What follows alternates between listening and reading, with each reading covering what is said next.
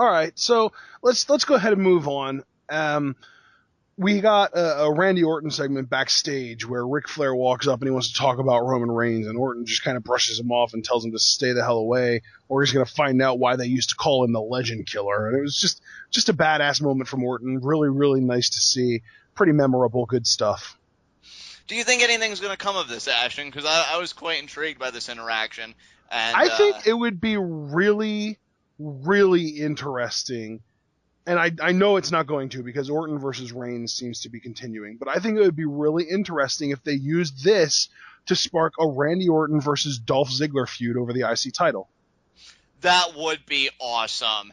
Like you, we both know that that's not going to happen. But what a great service that would be to the IC title. Because I think somebody made a great point, too. And I wish it was something that you and I would have initially thought of.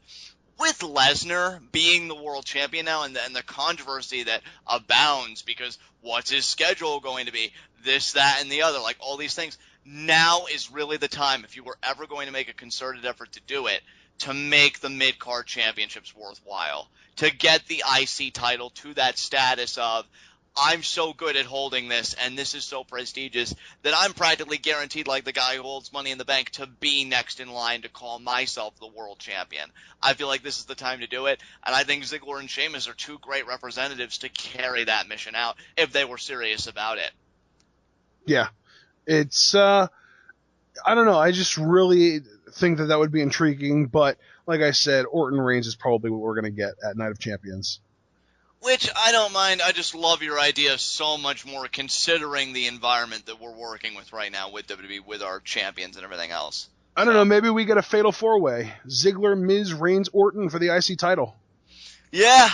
I mean, just gotta, I don't mind Roman Reigns being the next top guy, but I just think just slow it down just I don't know. a bit. It's so weird, dude, because like I have this mental block where I feel like any match that happens at Night of Champions needs to be a title match. Like, I get bothered when they start talking about how a match is going to happen at Night of Champions when it's just a random match that it's like a grudge match. Like, the whole idea that we're going to get Jericho Wyatt again, or like Orton Reigns, or the possibility of Brie versus Nikki, it all just annoys the crap out of me because it's Night of Champions. It's supposed to be championship matches, and then we're getting all these random non-title matches. And it makes me wonder, like, is every title going to be defended? And then I take a second to realize, wait a minute, there are 5 championships. Brock has one of them. Sheamus, Dolph, Paige, and then we're probably going to have a tag team turmoil for the tag titles. And there are probably going to be like 9 or 10 matches on this card. And it kind of annoys me because it's like, when are you spreading yourself too thin? How many matches is too many for one 3-hour pay-per-view? There are usually only 11 matches on a typical WrestleMania. And that's 4 hours. And how many matches are you sacrificing, just to get on a pay-per-view? How many matches are you sacrificing worthwhile build for Hell in a Cell? And I feel like when it's Night of Champions, keep the focus on the championships. And, a 5-match card is not a bad card. In fact, in some of my past commentaries, if anybody knows me as a wrestling fan, I've advocated for smaller pay-per-view cards because I just feel like they work better to me. I feel like those matches get more time and you get more bang for your buck with smaller match cards. 5 seems ideal, especially when they're all championship matches. Don't go overboard with all these non-title bouts. I completely agree with you, Ashton. Yeah, I'm just looking up 2013 Night of Champions, and yeah, there were nine different matches. So, there's a definite possibility that we could get just as many this year. And it kind of bugs me because last year, of those 9, 6 of them were championship matches because that was when we had the WWE title separate from the world title. Right. But I don't know. I think it might work. I don't know, though. We'll have to wait and see. I mean, I do think a worthwhile card is capable of being produced. There are a few confusing things because you think, Henry seems to be doing something soon, and Sheamus is already the U.S. champion, but he also has this team with RVD. So where does that, leave everything? But I think WWE will straighten it all out, and we could get a very interesting card for Night of Champions. So I'm excited. Absolutely. All right. So up next, we had a Bray Wyatt promo talking to Chris Jericho. He tells Jericho just to be aware and that he is the new face of salvation. Yeah, pretty much. I mean, this is the typical Bray Wyatt promo, towards Chris Jericho. I'm so sad that we say that though. Like, I why was just why gonna, has yeah. why has Bray Wyatt gotten so typical? I hate to say that word talking about him, but he says the same things in every promo now. It's repetitive. It's redundant. It's losing its charm. It's losing what made it special in the first place.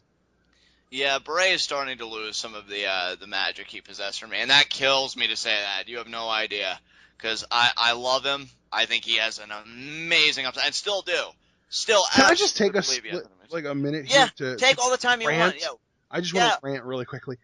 It pisses me off to no end that like 6 months ago people were talking about, oh, Bray Wyatt, he's boring, he's not going to last very long. And yeah, sure, John, you and I are at the point now that we're getting kind of bored with him, but the difference between us and them is that we enjoyed it until it got old. They stopped enjoying it when they realized that it would eventually get old. we saw it through to the end, I think. And Yeah, the thing is, I don't even, not to rip it away. I'll give it back to you in a second. But I feel like you and I haven't even necessarily given up on Bray Wyatt. No. We just know that right now it's just not working right now. Like, dude, I'm sorry. Like, whenever you do fantasy booking, I lose my mind. I think it's the greatest thing ever. And you and I talked about the booking of the Wyatt family. I just felt like it was so simple and so straightforward. You're talking about three monsters, and Bray's not even a monster in the sense that he's this big guy, but mentally he freaks you out. Like, if I saw this guy in a dark alley, I would literally shit myself and then just think, well, it was a nice life, and then take my fate as manly as possible, even though I'd be screaming the entire way through. And I just feel like they're looking so weak to me. And Bray won last night. That's the thing. He won last night, and it was a great effort, but I don't really feel like anything's changed. If you were to ask me a couple months ago where I felt like Bray was going to go, and this isn't entirely his fault, I'm not trying to place blame on him, but I would have said I could have swore that he would have been in a program for the WWE World Heavyweight Championship by now. But Daniel Bryan got injured, and I think the whole thing got compromised. It happens. Nobody's to be blamed there. That's life. But what he's done in place of that, which I would have bet the house was the surefire course, I mean, lost to Cena at WrestleMania, which was fine, I guess. I personally would have given him the win. Extreme Rules, he got the win, but it was overbooked to hell. And then he loses the last man standing match at, I believe it was Payback. Yeah, it was Payback. And then he's been doing this stuff with Jericho, loses to Jericho at Battleground, but then regains his win at SummerSlam. But the whole time through, it hasn't even felt like the same Bray Wyatt. I don't know. I just feel like the Wyatt family has just kind of lost their edge for me. It's sad.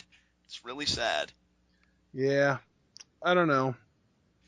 I hope that the WWE can figure out a way to revive his character, but I'm at the point now that I've realized that not everybody can be a main eventer, not everybody can be a champion, and if we have to sacrifice Bray Wyatt and we get a Dean Ambrose championship reign out of it, I'm okay with it.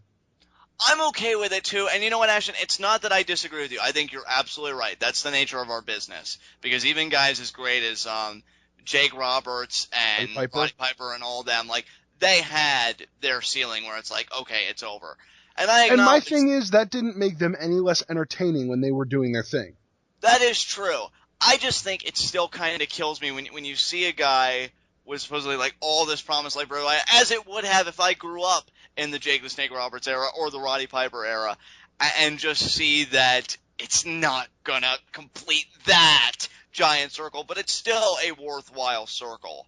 I guess I just still have my gripes about it, and that's something I'm going to need to overcome. That's nobody else's job but my own. But I agree with you. At least if we get Dean Ambrose in the main event, or just keep the Shield in their place of relevance and dominance, I'll be okay. I'll get over my sour grapes. But man, Bray is really a diamond here, and I just hope he gets some of his stock back. I really do. Yeah, I think that beating Jericho 2 pay-per-views in a row is going to help. I don't think it's going to do a complete 180 to really help him shoot back to the top, but I do think that it'll help. And honestly, dude, we were talking about the veteran rotation just to keep Bray afloat. I would almost wish, because I do believe Batista will go immediately after Lesnar, I'd almost be intrigued by the prospect of a Batista-Bray Wyatt feud. Almost.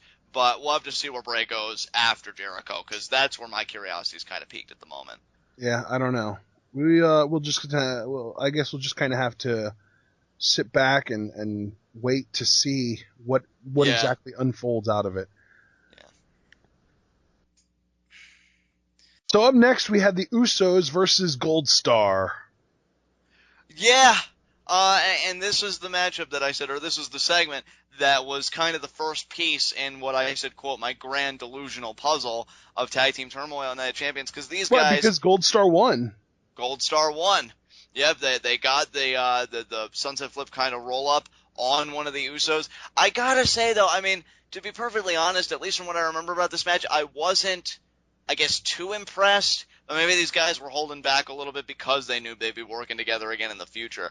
I don't know. It just seemed like these guys weren't even really staying true to their styles. Like, there were a lot of arm drags, a lot of takedown, esque maneuvers, a lot of ground base maneuvers, it seemed to me. I don't really remember much high-flying offense taking place. It seemed like they were trying to play more of a ground, like, out-wrestling type game to me. So what did you think of this match? I don't know. I don't even really remember much of this match. I must have had a call of nature and I had to go to the bathroom while this match was on, because I really don't remember anything about this match beyond just the fact that Goldstar won. Yeah, I'm actually right there with you. Like, I remember a couple arm drags to start. I think Goldust, I think, got a takedown, or the Usos, like, reversed it on him. But it really wasn't like this grand explosive affair, which not every match can be, of course. But I would just like to chalk it up to think that Goldstar is holding back for the Usos because they're going to be doing something more worthwhile, presumably at Night of Champions. Still like the Goldstar team. I'm glad to finally see them competing in the ring rather than cutting promos. And after that victory, they inch closer and closer to the Cosmic Key. That is assuming the Cosmic Key is indeed the championships. Yes, but I think it's a pretty educated assumption based on what we've seen. So hopefully, that is the Cosmic Key, and it's not something totally out of left field, making me look like a jackwagon. So we'll see what happens.